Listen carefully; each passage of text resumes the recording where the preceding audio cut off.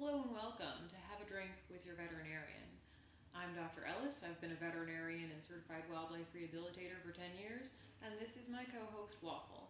He doesn't contribute anything but decoration, and he won't play with this toy that I bought him.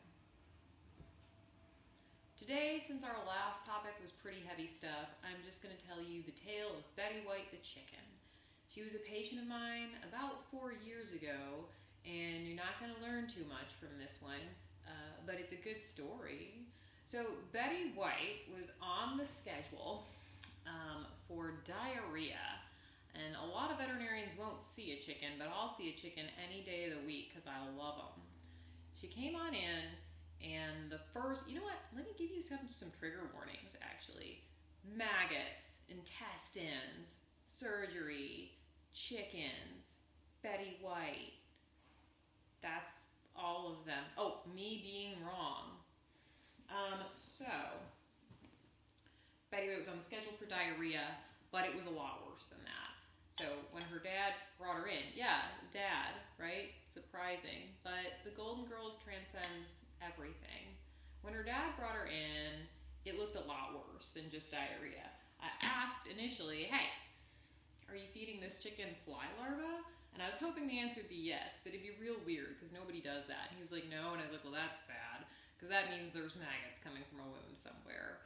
And that was the case. This chicken was really thin and had a wound penetrating from her little body cavity up through her intestines. They were all torn out, and there were maggots crawling around everywhere. So it's a really poor prognostic indicator when your intestines turn into outtestines. It's not good.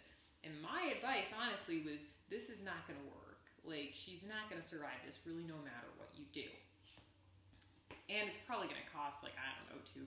I don't know how much anything costs.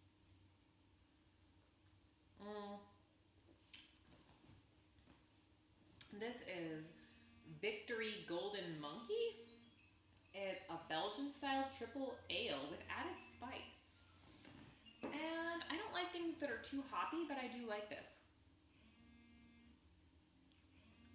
Yeah, I'm a fan. So, the guy was like, yeah, you're going to do everything possible for Betty White. You're not going to be euthanizing her today. I was like, I mean, all right, but it's going to take 2 surgeries because things were messed up in there. So I went ahead and did this and put this chicken on some anti-inflammatories and some antibiotics, and I killed off all the maggots.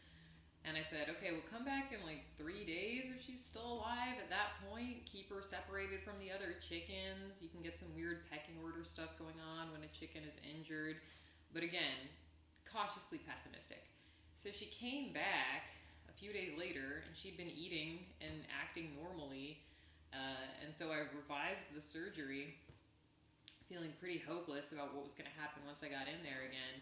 It looked beautiful. It was just pristine. So I sent her away, and at her recheck to have the sutures removed, she was just fine. She'd gained 25% of her body weight, and everything had healed up beautifully, and she was a normal chicken. So there's no real takeaway here, except that it's a good idea to name someone Betty White. The name Lucky is a jinx. Don't ever name anyone Lucky. And sometimes we are wrong, and there are little Christmas miracles that happen all year round with animals. We all deserve such a thing. That's all. Pour one out for Betty White the chicken or the lady. I don't know. Maybe Betty White the chicken is still alive. See you next time.